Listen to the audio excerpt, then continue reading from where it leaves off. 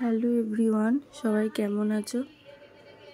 আমি মোটামুটি আছি। আর এই দেখতে পাচ্ছ আমার একটা চোখ ফুলে আমি খুলতে পারছি না, লাল হয়ে গেছে। কি অবস্থা অবস্থা বলতে আমার সোনা না চোখে আঙুল ঢুকিয়ে দিয়েছে, দিয়ে আমার রেটিনার চামড়াটা ছিঁড়ে দিয়েছে।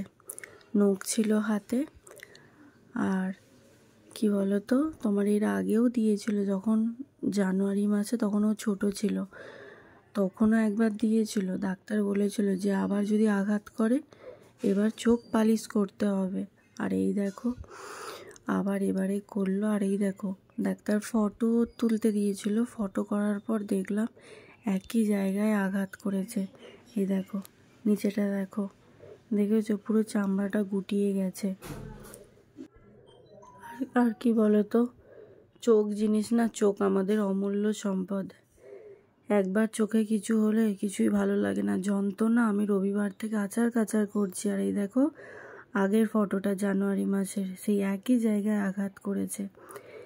জানি না, আমার একটার পর একটা বিপদ, আমার কিচ্ছু ভালো লাগছে না।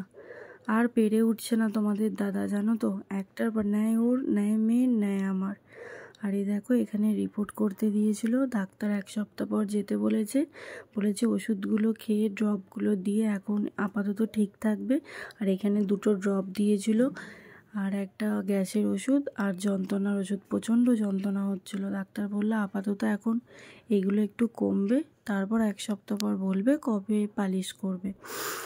আর কি বলতো, সেই রবিবার থেকে হচ্ছে, আমি কালকে ডাক্তার দেখাতে গেছি দিশাতে। তারপর আর বাড়ি চলে এসেছি।